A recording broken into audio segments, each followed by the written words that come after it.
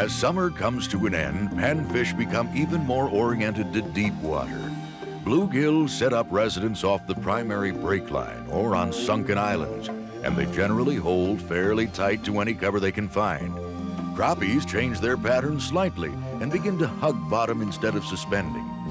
Vertical presentations become more and more important, and boat control is essential if you want to catch fish with consistency.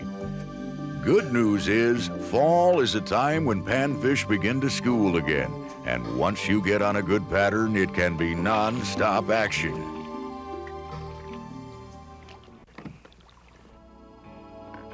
Ain't that bad. You know, folks, I don't know anybody that doesn't like catching crappies like this, especially when they get down in deep water and bunch together, and that's when vertical fishing is ideal, and that's when boat control is really important. Oh, that's a nice one, a much nicer one. Thank you. Nice one. Fish like this in the northern areas could be 5 years old. It's a fairly precious resource, actually. If you're not going to eat them, put them back. Disappeared. We're back in them again, Dan. What we're doing, folks, is slip drifting this drop-off. I got about a 100-foot section of ledge here that goes from 18 to 24 foot of water that most of these fish are on. And all I'm using is the wind as my ally. I'm drifting ever so slow down this drop-off, and I'm pulling myself back up to about 18 feet, and then I'm pushing myself back out to about 22, 24 feet. And the fish are just stacked along this section. With an 18-foot boat, Dan all the way up in the front, myself all the way in the back here, we got a bait inside the fish zone all the time. And the point is staying as vertical as you can and almost hovering over these pods of fish when I get on them.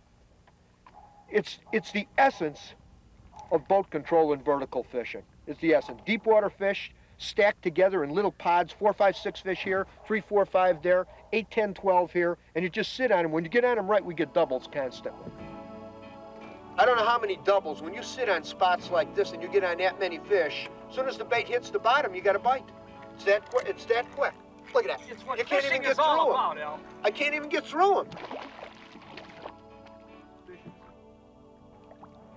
Whoa. You know, we happen to be catching crappies today, but some of the little tricks of controlling the boat and slipping back and forth on these break lines will not only get you big crappies, but they'll get you big walleyes and other species of fish as well. Come here, baby. You could just hover. We're just sitting hovering over them, and I mean, we could sit here and catch 100 fish as quick as you could drop a line, let it hit the bottom, he's on. This time of the year, which is late summer, early fall, right after the turnover period in these natural lakes, these crappies that have been suspended out in the middle of the lake, they've been suspended over deep water. Some of them been on the weed lines. This is a nicer one. Some of them been flopping on the weed lines. What they start to do, these fish will gather on these rock areas. That's what they come to.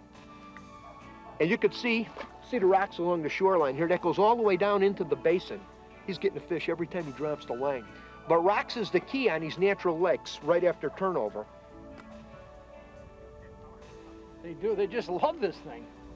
They're in this 50-foot stretch in here. I'm going to push forward here in a minute.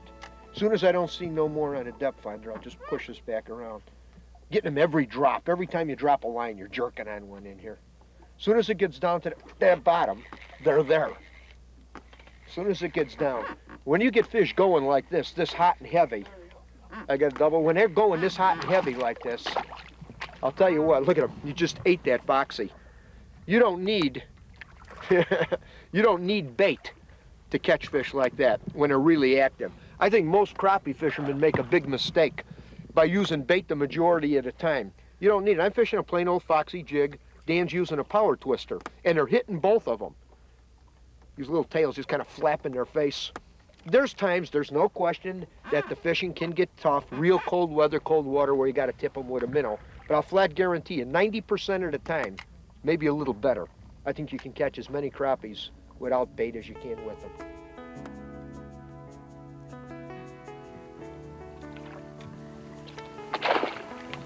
You know, until recently, a lot of folks believe that you couldn't over-harvest crappies.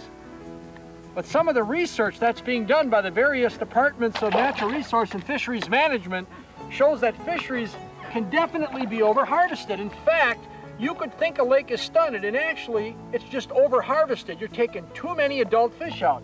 So crappies, adult crappies, like most other prized, valuable resources, take a few to eat and put some back. I'll tell you what, folks. I don't care who you are or where you fish. I don't know anybody that doesn't like catching crappies like this.